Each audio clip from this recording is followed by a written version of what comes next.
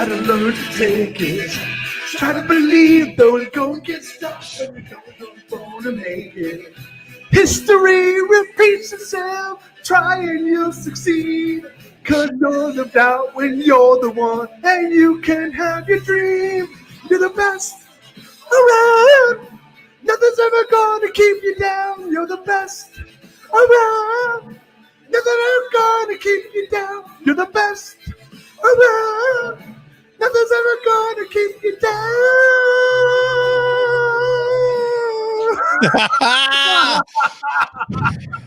Dude, that's so great. I knew it as soon as you started playing it, man. I was like, this is awesome. I knew you'd know it. God, that's great. That brings back a lot of good memories. Oh my God. Oh, sorry. Guys, welcome to the Greatness Machine. I'm your host, Darius Mirshahzadeh. And my gosh, do I have a special guest for today. We got my man, Jon Vroman. What's up, brother? Dude, I'm so happy to be hanging with you. Any day with Darius is a good day.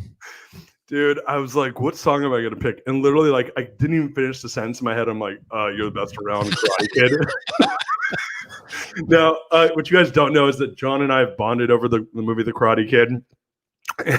And so I was on his show, and he asked, like, I was like, I think, did you ask me, like, do you know the movie Karate Kid? It was like this, like, basic question. I'm like, do I know the movie Karate Kid?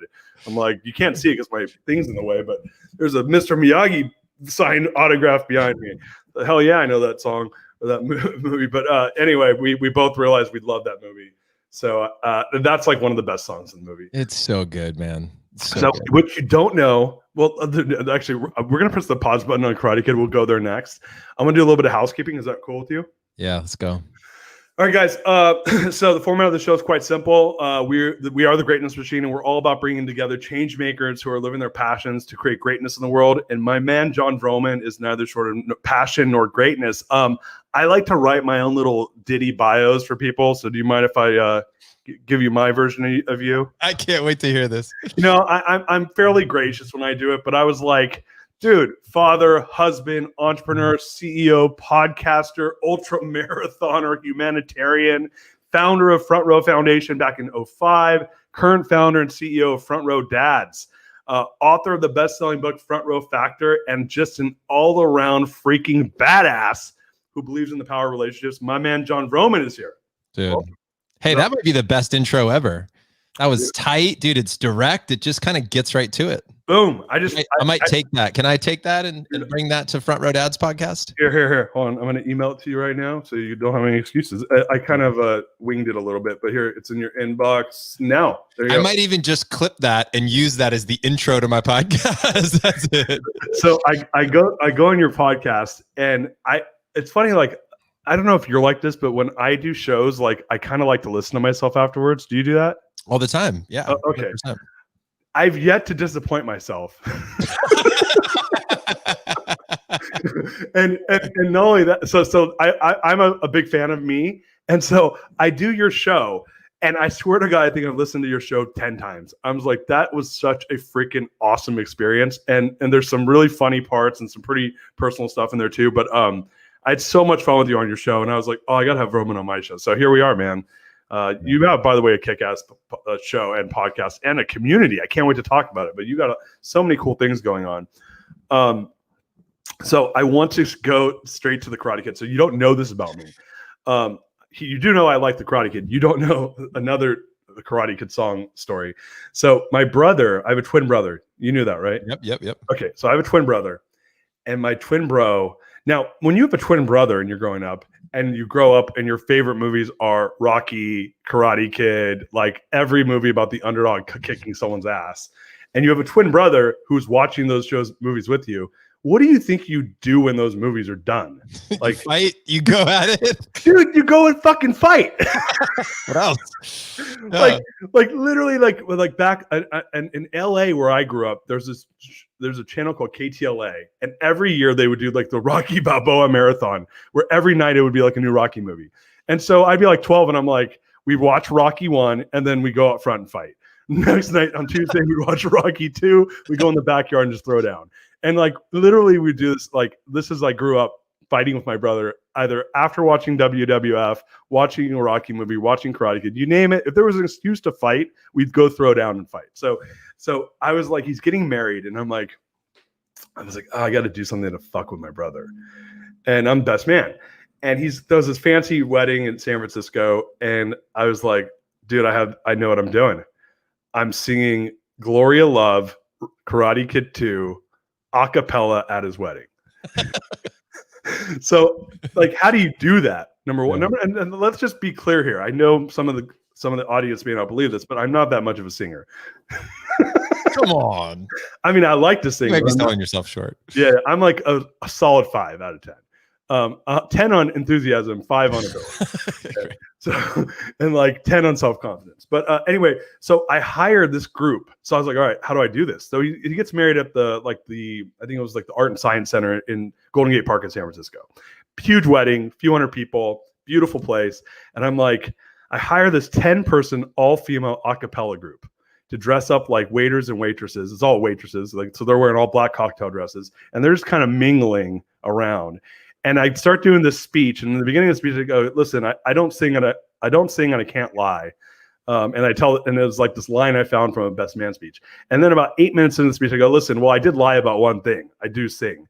And then all of a sudden, these like 10 women come out of the group, like kind of out of the fray, and they do like ba ba ba ba ba ba ba, and I sing Peter Cetera, Gloria Love, straight out of the Karate Kid, the whole song to like 400 people. Dude.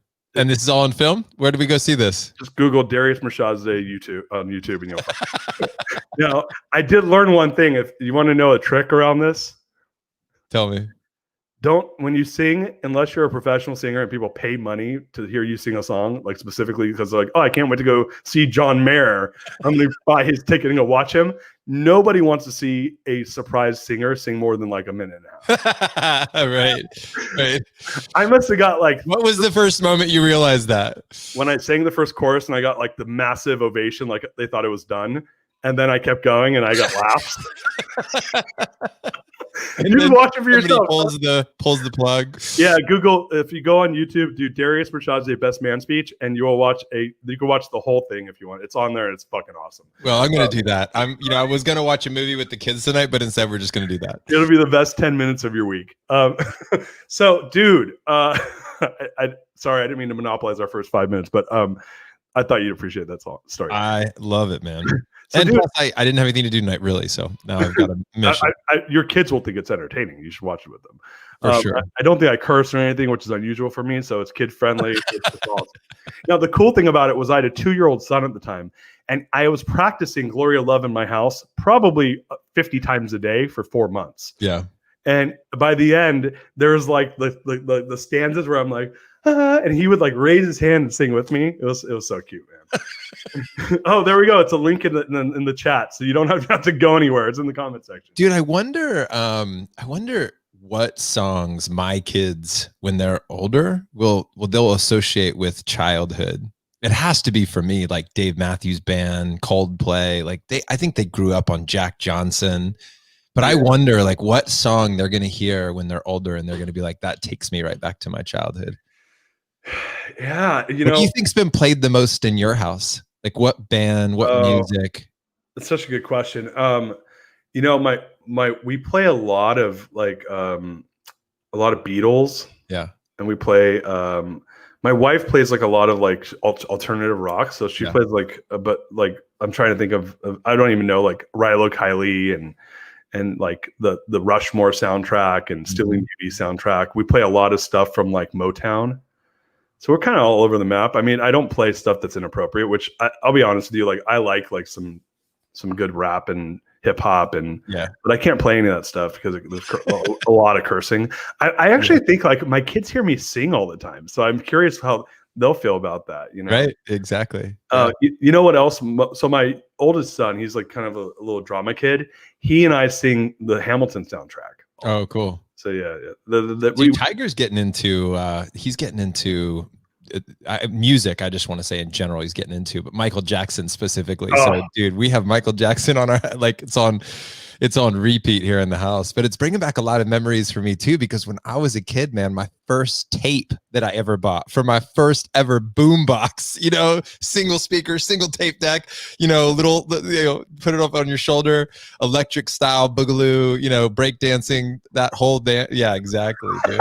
It was Michael Jackson. I owned Which Michael one? Jackson, Men at Work, and Footloose were the 3 tapes that I owned. Wow, I'm gonna go one, and we're around the same age, dude. My first record was Michael Jackson Thriller. Yeah, yeah. It all makes sense. Yeah, Dude, my sister had records, and I remember she's 3 years older than me. I'm 45 now as we speak, and she had the Bee Gees and Saturday Night Live and all that, dude. wow. And it was some deep singing, dancing, like, That's yeah, man. Those are some good memories. I'm so glad we're talking about that. Well, so I mean, when I was a little kid, I used to like, this is when Alvin and the Chipmunks were pretty awesome. So they did like covers of all the 80s bands. Yeah. So I had like Alvin and the Chipmunks singing Devo Whip It Good. Yeah, right. My mom, the first concert I ever took to, I went to, I was like 4 or 5. My mom took me to see Alvin and the Chipmunks live. Yep. Which, like, for like, if you ever listen, for you younger like millennials that don't know what I'm talking about, like Alvin and the Chipmunks Christmas music kicks ass. So Yeah, throwing it out there, dude. Ask Pandora for a little sample. That's all. oh, it's so good.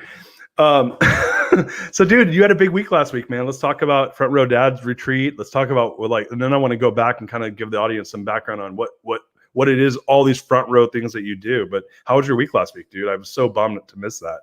It was so great.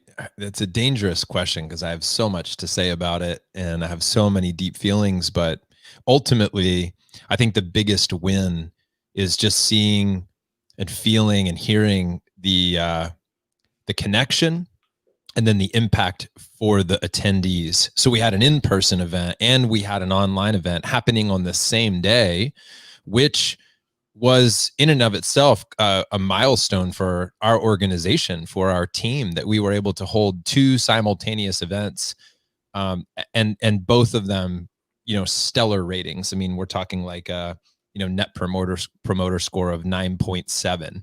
Wow. And these are guys that are hard charging, in many ways ADD, lots of things going on in their lives, and they were fully present, actively engaged. The things that were being said, the breakthroughs, and also the clarity of who we are and what we stand for. Like I could just give you example after example, and maybe we want to talk about that, but and maybe we do, because I think that the examples that we came up with are great for anybody who has a team, anybody who has an organization, anybody who has, right, a community that they want to develop. And I'm thrilled. I'm absolutely thrilled. I got to the end of the event, and sometimes I get to the end of the event, I'm like, please let me do that again in another couple months, because I want to fix all the shit I broke, you know, and all the things that I have a long list of, like, don't do this and add this in. Right. And this one was like a long list of like, whoa, that worked better than we thought. Or, you know, there's always things that we want to do differently, but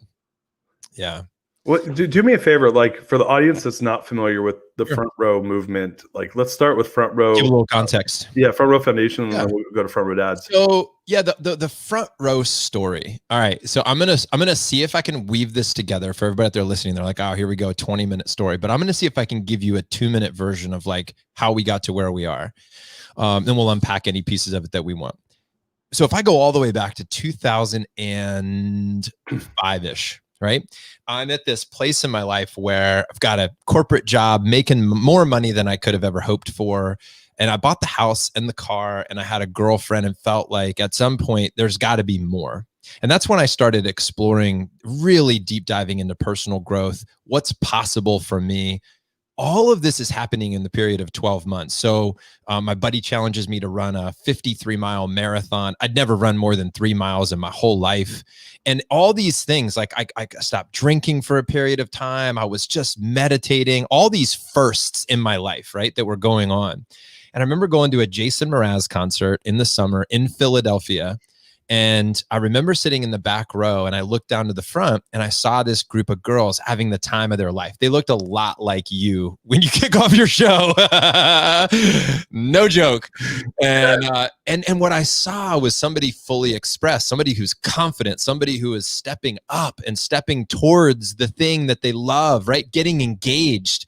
And there I was in the back row, And I looked around and I saw a lot of people who looked like they were checked out and wanted to be other places other than there in that moment. And it just became really clear to me that same thing could be happening in life, same environment, same concert, same everything, and two people viewing life, like one as a spectator and one as a participant. And I thought life in the front row is so different. That's the first time the thought hit me. And we were in this period of life where we wanted to do something good for people. So it just spun off. I mean, we're idea people, right? We're entrepreneurs, we're creators. So we started Front Row Foundation with just a couple of people sitting around a kitchen table, said, could we put people who are facing a life-threatening situation in the front row of their favorite event? Because that's what we loved. We love concerts, sporting events, making memories, telling stories. And we said, could we do that for people that are really facing a difficult time? We'd love that as a community. Launch Front Row Foundation, and the whole charity takes off.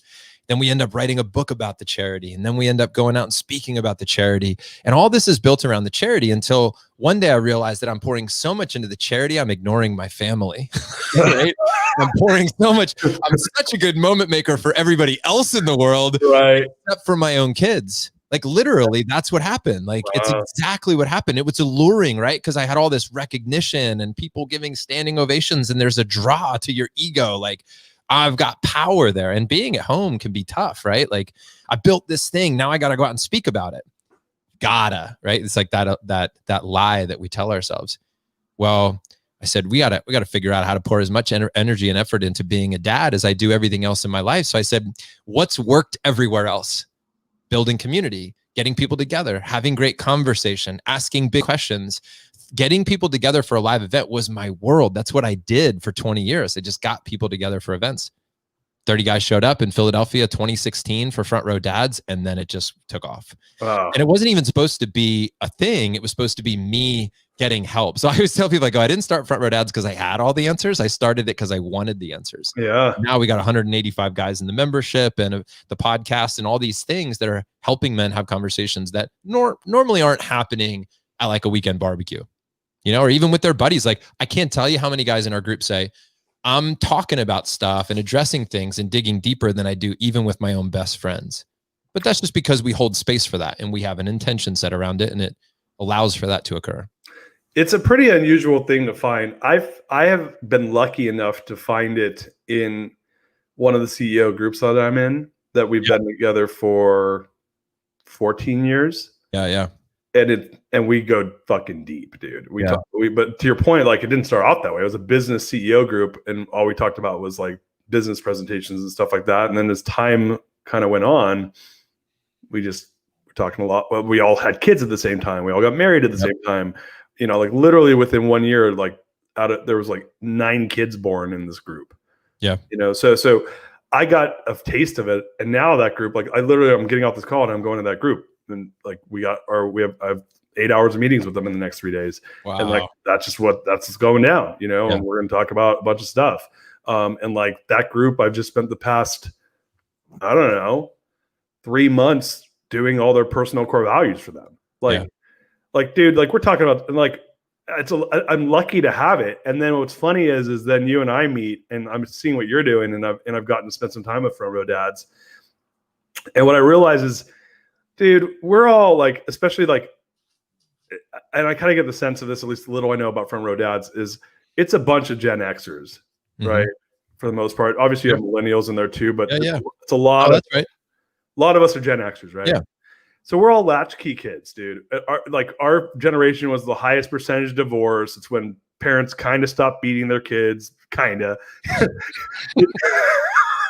Like we're the first generation of kids to stop getting beat, but we also got left alone to do whatever the hell we want. There was no internet, so we were all out there doing our own shit. And half our friends' parents got divorced. Yeah. Like that's not a very good equation to like get like you didn't see a bunch of dads owning their vulnerability. Right. Right. like zero. Like I can't tell you one dad I knew that did. Yeah. A lot of our dads or our dads were probably from World War II or the Vietnam War or of that. My dad was born in Iran in 1939, which is like being born in America in 1889. Right. So dude, like in his culture, like kids are like employees. Right. So those are not good role models to teach. I mean, they are to teach some stuff, but not necessarily the stuff that you guys are probably doing. Yeah. Right? Which is, how do you show up to be like 100% present as a parent? I don't feel like that was part of my childhood. How do you feel about that? Yeah. It's interesting. I've explored this a little bit about why is that? Why? And is that just natural? Is that evolution of humanity? Is that just also meeting our needs that we have? Maybe it's just easier to meet our basic human needs along the way, and we have this space and time to evolve. Or is it just that, hey, every generation should be better than the last, right? Every generation should be better. And, what will our kids be saying about us, and what will they be saying about themselves as they get older? I think it's all fascinating. But what I love about Front Row Dads is that we think about how the pendulum swings through the past, present, and into the future. A lot of dad lives are about survival. It's like, how do I just get through this thing? I just got thrown this curveball. How the fuck do I get through this day or this week with this thing? And I get it. Like, I think all of us are there at times. But what I love about Front Row Dads is we're sourcing wisdom from our history. We're looking back over time and saying, where's the family history? What can we learn from the generations in the past about what worked for them, what didn't work for them? Because in some ways, they did stuff that was better than what we're doing now. We kind of lost our way. Right. And in other ways, we've found some things that they never had. And then into the future, like, not just what are we going to feed our kids today, but understanding that what we feed our kids today affects, up to 7 generations. Like, the environment that we create, the health of their environment, the food that goes in their mouth, what they're breathing, the water they're drinking changes their bodies in ways that will affect multiple generations. All the decisions we make. And I think that's what's great about the community that I've found myself in, that I've helped co-create, because everybody's helped create this, is one that really is expansive in their thinking. It's not a group of just like, how do you change a diaper? Or there are some practical elements of that, but I think it's much bigger than what are you going to do this weekend? Do you think also there's a different expectation around what a family unit looks like now compared to even one generation ago? I would say our let's use our dads, right? And I'm not a very good example of this. I'm gonna admit something right now, that my family is I've not, you and I talked about this. I've struggled to be a front row dad, right? That's I'm aware of it. Welcome to the club. Yeah, right. It's a target, right? That I think you've got to fight for. But I have a lot of friends. You got dual income households. A lot of the times, in a lot of these, the father is generally the larger of the two, is the provider financially, sure. Right? Yeah. This is not an unusual dynamic, but not at all. But here's the big but. When they get home, it's 50-50. Yep. And sometimes it's even where they're working more, and it's the expectations it's 50-50. Mm-hmm. Whereas when we were kids, I don't think that was the case. I think it was go get me a beer. You and your mom can go do the house stuff. I'm done. Right. Yep. And I have a lot of friends I've met that are I'm expected to earn 80% of the income. It's 50-50 with the kids. And they're just burnt. They're like, dude, I can't deal with it. Now, you want me to admit something really fucked up right now? Yeah. Oh my God. I don't think it would really be a great conversation if something didn't come up where that was the precursor to the statement. All right. My wife's going to love me for this. So I saw this dynamic happening with people that my wife and I knew before we got married. And I was like, and dude, I was in the thick of getting crushed in my business. Yeah. And I grew up and I just said, hey, I just want to, and it was right before we got married. I was like, hey, I want to have a conversation with you. And she's like, what is it? And I was using an example of a family that we knew very well. And I don't want to go into who they are because it's not important. And I said, I just want to let you know that if that's what your expectation is, that we shouldn't get married. Mm-hmm. She's like, what do you mean? And I'm like, if you expect that I'm going to go and completely financially support the family and then roll home and it's total 50-50, I just we shouldn't get married because it's not going to work. She's like, so let me get this straight.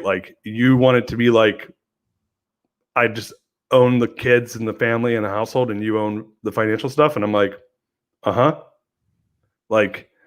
No expectations from me. And she agreed.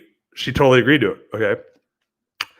Now, fast forward to like 3 years later, and that was the deal. Like like 5 years later, we had a kid, and that was the deal. Like I was like, I didn't have to do shit, and like I did. I took care of my part of the equation, which was earning a living for the family and making money. But like, and I got to work as much as I wanted to. And when I came home, like if I don't want babysit, I have to babysit. I didn't do anything.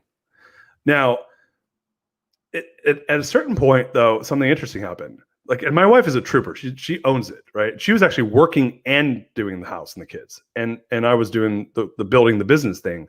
And at a certain point, though, like I saw that it was not what she had agreed to was not equitable. Right. I was like, A, it was immature for me to ask her to do that. B, she still owned it because she's such a badass. But C, like that was I was pre-negotiating. This is my business side coming out. I was pre-negotiating on something that I saw that I didn't like, that other people were doing that I didn't think was fair. And in turn, the situation was not equitable the other way around. And the other thing that I realized, which is just my bad, was, dude, I wanted to take care of my kids. I wanted to have an engaged relationship with them half the time. As much as I could give, I wanted to give. Yeah. And so I was pre-negotiating out of that arrangement when it was something that I didn't even know that I wanted. Yeah. Well, dude, here's what I honor. I think it's great that you were bold in your statement. I think it's also great that you can pivot and change. I think that's most relationships. I mean, I think back to some of the shit that I said 10 years ago, and I'm like, I just learn and change, and you don't really know, but you're doing the best you can with what you have, with the examples you have. And, but a lot of people might think that and not say it. And that creates a different dynamic. And what I found in the group that works is it's never 50-50 never works. It's always 100-100. It's like you give 100% of you, I give 100% of me, and let's figure out how to both put our zone of genius to work in our family. And that might look like somebody going like it might look like this, you know, in a traditional sense, a guy going to work and then the woman handling the majority of the kid projects, if you will, or, you know, the family duties. If that works for that family and both people feel like they're thriving, then that's amazing. I think that it's like, if, you know, the way that I look at it is it's a constant negotiation. It's an evaluation. It's constantly looking at, how are you feeling? There are moments when I realize that Tatiana's like, or there are moments when Tatiana will take on more than she would normally feel comfortable with because I've got this event coming up, and she just is like, I'm going to pour in. And then as soon as I'm done with the event, go, how do I pour into Tatiana? How do I, you know, send her away on a vacation with her girlfriends? But really the question is always what works for the family. Does it work? Is it truly working? Because that's when we know it's successful. Two people are thriving and the kids are thriving. Dude, I love what you just said though. 100. Yeah. Because I didn't have that role model, right? Like my dad was like 100%, but on the family was like negative. He was just like, when I come home, I own the house, I own the living room. And my dad, which is a funny thing to say, right? Because if you have that mindset and the only thing you like to listen to is Persian music and watch Persian TV, and your family is full-blown American and doesn't like that stuff, right? That's not a very like fun household, right? You're like, sure, you know what I have to say about that. Yeah. Fuck that guy. right, exactly. No, that's so good. I love what you just said, man. The 100%. And so let me ask you a question. Like, what are the things, like, how have you gotten to that? And what do you do to try to fight for that? Yeah, the 100. Well, I can tell you if I go all the way back to the very beginning. So when I left my corporate job and I started this entrepreneurial journey, man, those first couple of years were tough. And Tatiana, you know, we have a newborn. I'm busting my ass to get the business going. And there were some really dark moments. And I share that with any of the guys out there that are just in that space. And I realize not everybody's going to be in that space. Some people are in like summer season and they're harvesting in the fall, whatever. It's like a great season, right? Mm-hmm. But for me, man, I'll tell you an embarrassing story, because I just want people to know that, you know, now today I have plenty of money. I have plenty of time. I have built a thriving business. I've got an amazing family, and I'm super grateful for all that. And I'm proud to say all that, right? Like, I'm really proud of that. But let me just back up for a moment to 2008 for a second. when we were living in New Jersey. I left my job. I bought a second home in Virginia Beach, thought I was moving into the dream home, happened to buy a condo a couple blocks off the beach in the middle of a flight pattern for F-14 fighter pilots that fly out of Oceana, the world's largest naval airbase. My wife got pregnant. We were in this space. My renters in New Jersey started squatting in the house, stopped paying rent. I was having a hard time getting my business going. I spent hundreds of thousands of dollars, and I didn't have a ton of liquid cash available. So now we're struggling. I'm just hitting what I think is like, oh man, there's a plane going to crash for the Vromans, right? And it was Christmas time, and I was so focused on just saving the family that it was Christmas Eve, and I was laying there, and I realized that I didn't have any presents for anybody. Oh, no way. Now, dude, somebody might hear that and go, I don't care how bad things get, dude. That's impossible for me to imagine that that's a true story. And it is 100% a true story. I felt like a broken man at the time. I just was pouring everything I had into like figuring out how to make it work for my family. Now, eventually it took off. I won college speaker of the year. I made $100,000 that year. I made $200,000 as a speaker the next year. And then it just was, it would change, right? Like things changed, but it was a fight. Like there was a big fight for me to figure out how to make all this work. Fast forward to today, there's a lot of things going well, but it's still constantly looking at what's going on. Just like we do in our business, like what are the KPIs? That's the thing that we teach in Front Row Dads is like many of us understand KPIs and core values and all those things for business, but we don't apply the same stuff to our family. Like we'll pour hours into putting together like a weekly staff meeting for our team, but we think the weekly meeting for the family is like, well, let me just make some pancakes and sit down and go, how's everybody doing? But why is it that our teams at the office get so much attention? What are your dreams? What are your values? Like, and at home, we're like, how are the pancakes? Like, there's got to be more than that. Can you take out the trash? Yeah, right. There has to be more. So then it's like, how do you not, like, people go, leave work at home or leave work at the office, right? And I say, wow, no, wait, what's the best of work that we can bring home? And you did such a brilliant job, Darius, of doing that with our guys, with the values, talking about how do we take what all worked at in the business side and bring it into the family side. Right. Like apply the same principles from the core value equation into the family. That's genius. But we just have to be willing to carve out time. So part of it is just forcing time into the calendar. So now I used to be like, okay, here's another example. Ready? A practical example. I used to say my best hours for work were in the morning. And I was trained as a young entrepreneur coming up, listening to Tony Robbins, Jim Rohn, all the people, Brian Tracy, eat that frog, do the most difficult stuff first. What are your best hours of the day? And how do you get creative? So I remember telling Tatiana, my best hours are in the morning between 6 and 11. I need you to let me go create during that time. And maybe for a season that works, but not long-term. Because what that says ultimately is my best hours go to my work and not my family. Then what if I created a schedule where I didn't start work before 10 a.m. and I put an hour in for lunch every day and I plan to end work at 4. Now it forces you to say, how do I create a business that fits into that versus building a business and saying, I'll do anything I can to make the business work. And how do I fit my family in around it? I remember learning that from Jay Papasan about like the first thing he ever puts on the calendar is family vacation. And then he builds the rest of it. But it's just about, it's almost forcing a boundary.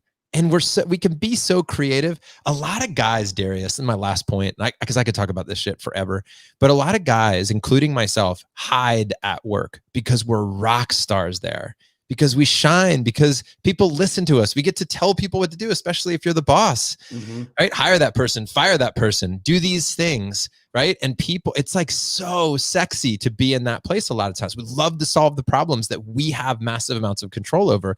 And then you get home and it's like, my wife's not listening to me. And I'm like, you're not listening to me. And she's like, shut your face. And I'm like, I can't fire her. I mean, like, nope. So, I mean, I can, but I don't want to, right? Like I can get divorced, but I don't want to. Yeah. And your kid might just go, no, I'm not listening to you. Well, and what are you going to do? Like, I mean, so all these things, dude, it's really about taking the best of what we're learning at work and applying it at home. That's how it works. Yeah, that's amazing. I was just thinking about how bad I am at all the stuff you're talking about. But so am I. And so are all the guys. Because these are ideals of how we want to live and goals that we work towards, and we fail at them regularly. Yeah. Well, fail forward, right? So it's funny. You were just saying like your best hours are in the morning, and I was always like that, where I'm like, boom, I'm up. I'm like, don't get out of my way, out of my way, out of my way. Me too. Out of my way. And you kind of, you get what you tolerate, and to your point, you design for what is a priority for you, for what you want to be a priority without question, right? And then so for me, I noticed what you were saying, just saying now, I had a flashback to, I was in my CEO forum, and like 2 or 3 of the guys were just like, every morning I have breakfast with my kids and I can't wait to take them to school. And I was just like, dude, I was so envious. I'm like, I've been on the road 192 days this year. Yeah. Like taking my kids to school every day. And I remember my first step towards this was, I was like, every Friday I take my son to school. Yep. And then I started doing it, and I break it here and there, but I was like, no, this is a priority. Like, and like, we're going to sit in the car, and he was in like kindergarten and first grade. And I'm like, that's happening. Like, don't expect. And I was working East Coast hours on the West Coast, which is, you really want to screw your morning up, do that. Right. And I started doing it, and it just became, it was funny because when I wasn't showing up at the office at 6 a.m., I was like, I get anxious, right? But then once I got used to like, no, Fridays is like, I get to the office at 9 because I'm taking my son to school at 8. And like, it just is what it is. Like, that's the boundary. I want to take my son to school 1 day a week and walk him to his kindergarten class. Yep. Like the other 80% of the time I'm at the office at 6 a.m. And I remember being surprised by this, by the fact that no one cared either way. like I was the one that cared. Like no one cared what time I showed up. I had created this like fake thing in my head that like I had to be there at 6 a.m. when the reality was it just didn't matter. Like the world went on regardless of when I showed up. Yep. And so I remember being super surprised by that. I was like, why is it this easy? Yeah. And now I didn't do the right thing, which was I should have taken them to school every day at that point. But the point was it was so hard for me to do it. And then when I did it, it just worked. And what I always tell people with stuff like this is like, dude, life will always go on. You're creating these boundaries for yourself because, and a lot of it, to your point, is out. I think it's out of, I don't want to say convenience, but I think it's out of convenience to get this thing I like and want, right? There's this what's the word I'm looking for? Not attraction, but what is it? Oh, addiction, excuse me. An addiction for like those shots in the arm, the addiction for glory, the addictions for people looking up to me, the addictions for being the boss, the addictions for winning. And then I come home and I realize, dude, I don't get it. I think I told you this. I realized during COVID that I had distracted myself from my kids and my family for the last 10 years straight. And the only way I learned that was when I had a complete and total, what's it called when you're on a diet and they take everything out and slowly add stuff back in? Oh, I don't know. Oh man, elimination diet. Oh, elimination diet. Okay. I had a family elimination diet. I had quit my job as CEO, so I couldn't go do that. I was stuck in the house, couldn't leave because of COVID. My kids were there. They couldn't leave to go to school. I couldn't go see friends because you weren't allowed to do that. And like I couldn't go do anything or plan anything to get myself distracted. Yeah. And I remember having this moment where I was stuck in the house and I couldn't go get distracted. And I was like, and my kids were like just hanging out and I wasn't spending time with them. And I was like, all right, dude, these kids are they got to go exercise. And so I was like, all right, guys, we're going outside. And so, dude, I was like the biggest asshole PE teacher of all time. Like, and so day 1, day 2, they both end crying. Strike first, strike hard, no mercy. No mercy. Put them in a body bag, Johnny. Dude, my kids literally both were crying. And I was like making them do stuff and they were hating it. Yeah. And I was like, and I just had this epiphany where I was like, I can't be around my kids unless they're distracted. And I'm distracted. And I was like, all right, Well, for all I know, I'm going to be stuck in the house with these guys for like 3 months. And first of all, I was really disappointed in myself. I was like, is this the father that I wanted to be? And the answer was absolutely not. And then I was like, all right, for practical purposes, I don't know how long this is going to go on for. So what if I actually enjoyed this? And the minute I took that perspective, life changed. Yeah. Yeah. Dude, it's work. It's effort, right? That's why our guys never run out of things to talk about, because the family dynamic, what shows up in that space. I mean, how many people can relate to treating their spouses worse than they treated like the person who made their coffee that day? You know, it's like you go in, thank you so much for my coffee. I hope you have a wonderful day. And they get in the car and they immediately turn to their spouse and they just spew this negative shit that like we treat our spouses sometimes worse than we treat, you know, the person who we meet at the grocery store. And it makes sense, right? We feel like, hey, our guard is down with that person, or we can't hold it in anymore. Our representative showed up on the dating scene, and then until they married us, and we were able to hold back all of our faults as a human until they just naturally just sort of pour out. And you put two people in close proximity, which is why my wife says that one of the 6 love languages is distance. It's space. Right? The 5 love languages that swept the world with its popularity: gifts, words of affirmation, physical touch, right? All of those love languages, my wife's like, the 6th one they missed is space, time apart, distance. That all makes sense. But we sometimes use that. I use that as an excuse to not really engage, and learning how to have conscious conversations, learning how to fully get present with what's actually happening at home. So many guys that I know will tell me like things are great at home, and then I talk to their wives and things aren't so great at home. Like, yeah, you're like, either A, you're lying to me, or B, you're clueless. Yeah. And sometimes it's both. Oh, right. Or you're lying to yourself. Hey, we got a question from the audience. How many members are part of the Front Row Dads community? Well, we have 185 official members of the Brotherhood. And when somebody, so the podcast is free, but when a guy joins, they get access to a private Facebook group, an online, resource library, like a learning center, monthly training calls that we have that come in, all digs into our 6 different pillars, which we feel is like, if you focus on these areas, these 6 areas, your family life will be taken care of. So parenting, marriage, health, wealth and legacy, emotional intelligence. We focus in on areas that we know will help the men to thrive in all areas of life. That it's a holistic system, right? It needs to all work together. 185. Wow. And you started Front Row Dads in 2016, is it? Yep.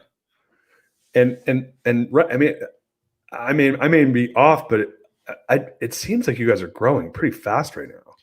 Yeah, we're growing. Well, and keep in mind, we started in 2016, but that was just an event where I just got my homies together, right? Like that's all that was. And then somebody said to me, my buddy Twan said, he goes, "Hey dude, you might want to like get like some calls in between these retreats." And I was like, "Oh yeah, let's get together with the guys for a call between every 6 months." And then it just kept snowballing. And it really wasn't until last year that I kind of went all in on it. I hired a director for the charity and stopped doing keynote speaking. And now we're all in. So we're growing about 2 members a week right now on average. Dude, you have 185 members. That's like, that means basically you guys are going to almost double in size probably a year from now, if not. And I'm guessing that 2%, if you use a growth rate, you are going to double in size because that'll snowball, right? Yeah, exactly. Yeah. And it's all referral based. We're not doing any advertising. We're not really doing much to intentionally grow outside of serve the men that are here. And then they're bringing their buddies in, which is working great, because that also is like, you get the best guys to join when that happens. Yeah. Well, you also just hit that 150 mark, which is the maximum size for a tribe, right? Mm-hmm. And so, but my guess is that's a critical number from a exponential growth factor too. So that's pretty cool, man. It's funny. So Jon and I, we met in, I think, August or July. Sounds about right. Yeah. And we both live here in Austin. So I get to go on walks with Jon around the lake, which I think we're due for one of those. We are, man. Yeah. So we get to spend some time together, and you're such an interesting guy, man. And what I find is like, this is an evolution for people to self-actualize in their life, and this having this community around such an important thing, which is family and being a great father. And this is really about how do you, the way I see it is, if I want to be the best version of myself, I can't just focus on just me and ignore these other areas of my life. And it sounds like you're there too, but like when a new person comes in, like how does that, like when you have someone that's coming in, my guess is that they're looking for something. They're hearing this is a cool group. They're looking for something. What is your thought process around aiding in that evolution for the tribe as a whole, for new people, for the existing members? So I think you'll appreciate this, man, because, and this is something that I want to talk with you about further as we dig into the Front Row Dad values. But we got very clear that, it was about relationships, resources, and results for our guys. Mm-hmm. And that we knew that relationships were the most important part. And when we dialed in on that the wisdom was within the men. We didn't want to position it like, we're going to bring you gurus, right? Like that the model is you join and then we connect you to gurus. No, the model was you're all gurus in some sort of way. Like you've all figured out something. So this is about a brotherhood, and our main mission is to connect them with each other. Now, how we did that, number of different ways. Oh, and this will actually tie into the retreat that I kind of teased a little bit earlier. So all of our guys, when they join, they get into a band, and a band is like 4 or more men, typically up to about 12. That would be the same thing as a pod, right? However, I've heard it called 100 different names, but they get into a band, man, and they start, that more intimate conversation, that deep dive. At our retreat, one of our primary questions was, how can we create more relationship building within the retreat? So when we start, we don't have like an hour of opening comments. It's like, what's up, guys? Welcome to the event. You're about to partner up and interview another guy. And now it's about crafting and amazing questions, right? Why is being a father so important to you? And that forces the other guy to really dig deep and to be able to articulate, why is this so important? What is the purpose and the meaning behind being a father? How important is this role? Mm-hmm. Things that we don't often think about because we're just doing the day, right? Every day. So we interview each other, right? What does a successful father look like? So many times also we don't take moments to define things, which you've done so well with your core values, right? Is to define them. How do you define a successful father? Most people have never even taken a moment to do that beyond, can I feed my kids, keep them alive, etc. Right? So, that's a way that we do it. We create these relationships. We put guys at the retreats, we put them in what we call jam bands, which are these temporary bands. So you could be a musician in another band, but you can come together and jam out with other musicians. And that's what they do. And so there's 4 guys that partner up on day 1, and their job is to look out for each other throughout the event until the very end. And at the very end, they go to a dinner and they're like, what are you going to do with this? What's the action plan? What's your one thing that you're going to put into play? Right. Mm-hmm. And so there's all these strategies that we have within our community to connect men to each other. When they jump on calls, it's not just listen to a guru. Can be part of it, by the way, because we all love learning from experts. So It's not that we don't have that. We do, but it's very quickly about getting into communication with others as well and discussing things, conversations. So that I think is how we serve. Men want to belong. They want to find their tribe. We are communal beings. Even if you're an introvert or an extrovert, that doesn't mean you don't like community. That just is an indication to how much you want to be around people. But even introverts understand the value of a family or a tribe or a brotherhood or friendship. They get that. Oh yeah, I mean, look, we're social creatures, right? And to your point, whether you're an introvert or not, that's just how you show up when you're in those groups. But it doesn't mean that you don't want that connectivity, right? That's it.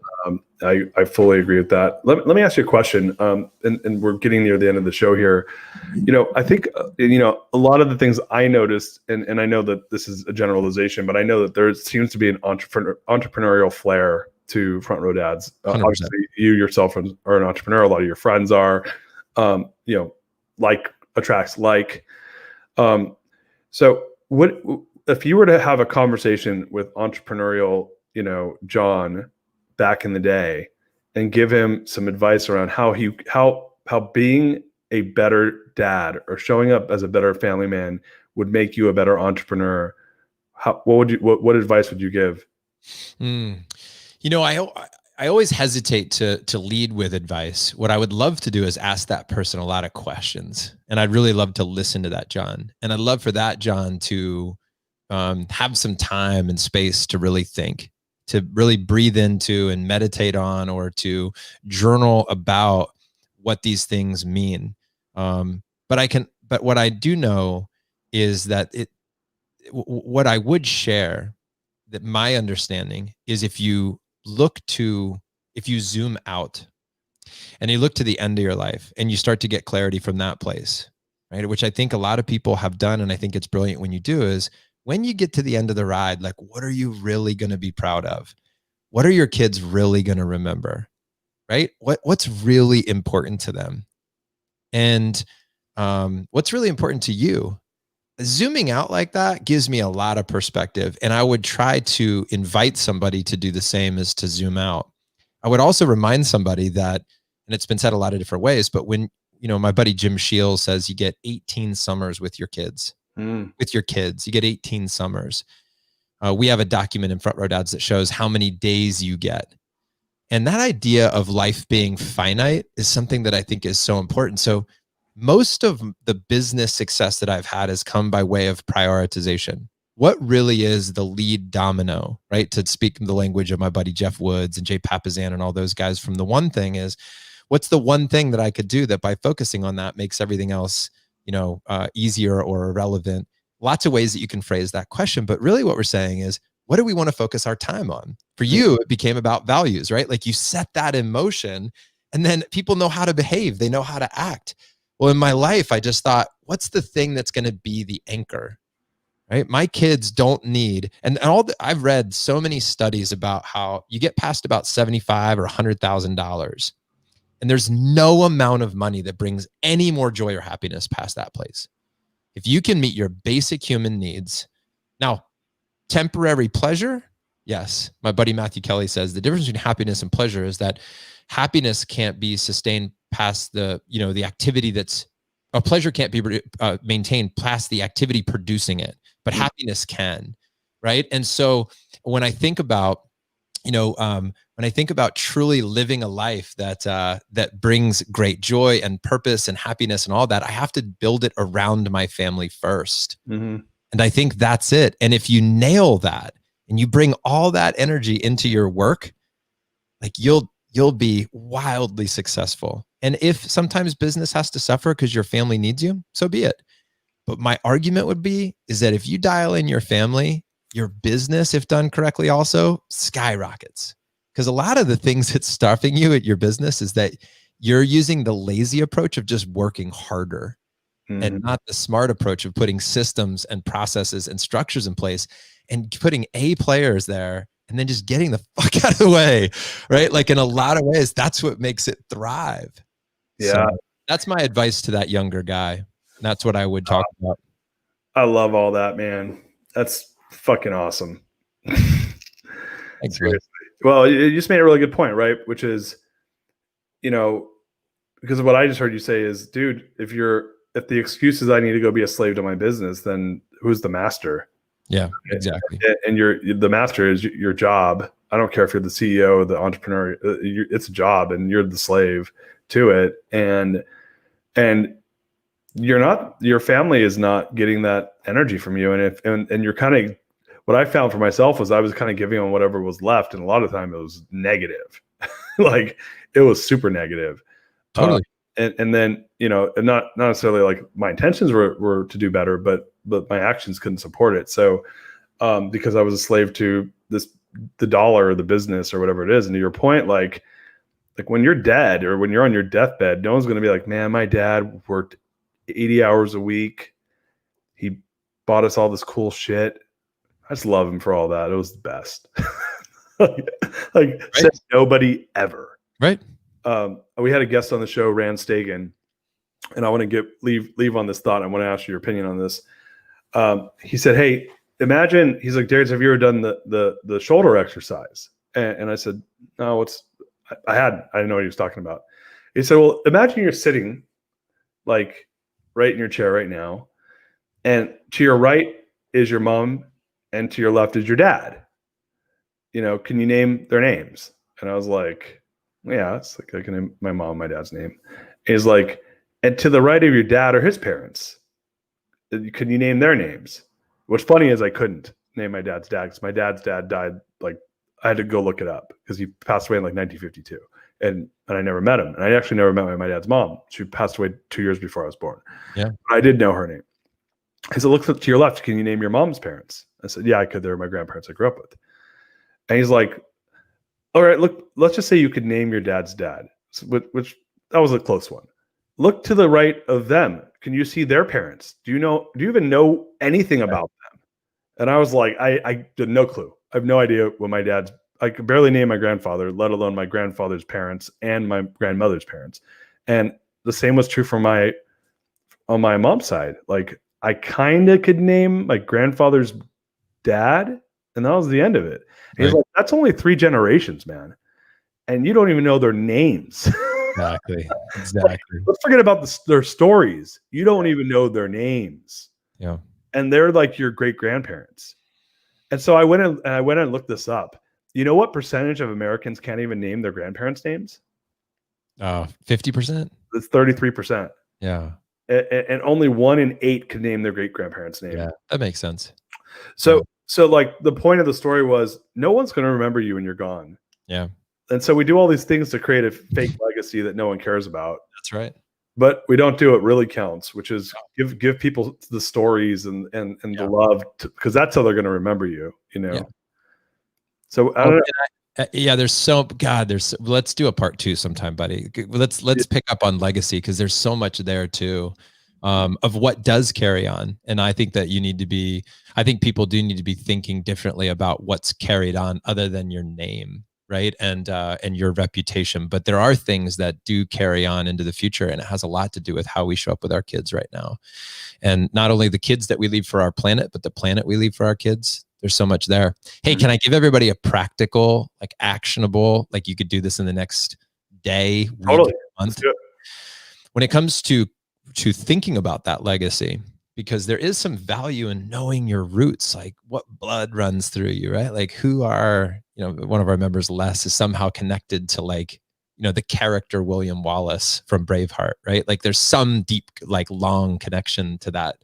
He said, that's kind of badass, like to think that like I have this power behind me, and that this guy, Chris Smith, who has a company called Family Brand, was like, when I found out that my great grandfather came over on this boat and built a town and did all these things, and just this list of accomplishments, he's like, I think I can pretty much just build a business, right? Or there's just offer some perspective of what people have been through, what they do. So here's the action. Have your kids interview you on film.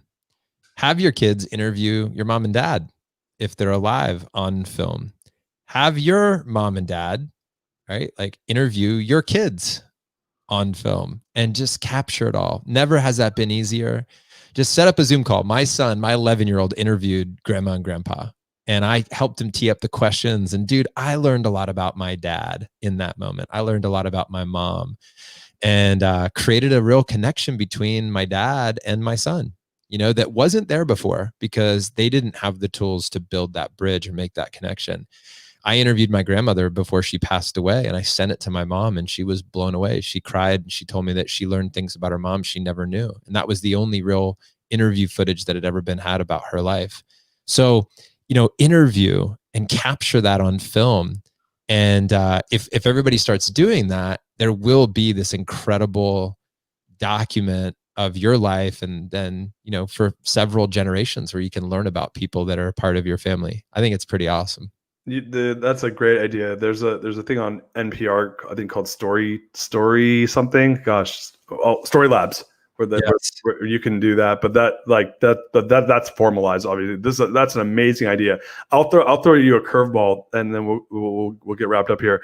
When my first son was born, I decided I would be interviewing my kids, and this is right when the iPhone. So I have literally like 10 years of every month or two I interview them. Oh, that's so good, man. And I've been doing it since my son was literally like couldn't talk. Dude, that's so great. Yeah, so I would recommend all parents do that because I'll tell you what, dude, it's so awesome to watch when he couldn't talk. Yeah. What's up, man? How you doing? And he's like, That's so good, man. And well, brother, dude, part 2 is for sure happening. I knew an hour wouldn't cut it for us. Thank you so much for coming on the show, bro. This has been incredible. Oh, thank you, Darius. I love the work that you're doing. Appreciate your, bringing the core values equation to Front Row Dads. Yeah. I wrote out, did I tell you I wrote out my family values? No.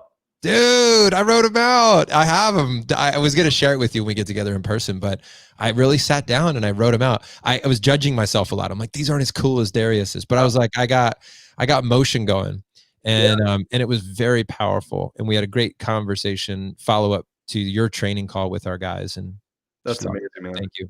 Well, I love it. Why don't we do this? Let's tell everyone where they can find you. We'll get it wrapped up here and we'll get you on your way. Yeah. Anybody wants to connect, frontrowdads.com, or just go find Front Row Dad podcast anywhere podcasts can be found. Love to connect with you. If you are a dad, know a dad, if you resonate with the idea of being a family man with a business, not a businessman with a family, then we might be a tribe that you can give to and get from.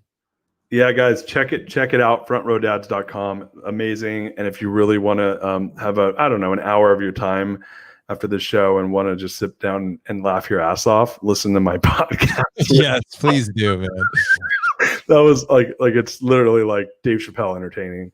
It's fun. Dude, brother, so much gratitude, man, having you on.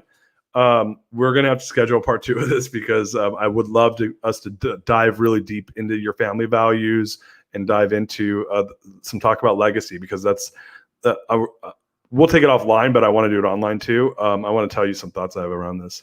Cool. So, guys, thanks for having me, man. Yeah, so much fun. I knew that I've been looking forward to this since we booked it. So guys, we'll have Jon back on again and we can chop it up and have some more fun. Thank you guys so much. I think we're only doing, you're my first week where I'm only having one guest a week. This just started. This is like new for me. I'm like, I'll see you guys next week.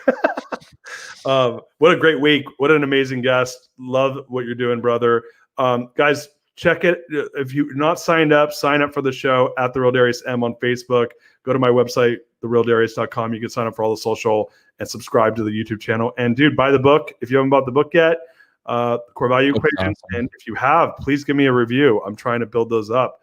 With that said, so much fun. Jon, stay on. I want to talk to you for a quick second. You guys, love you. Can't wait to see you guys next week. We got some great guests. Peace out.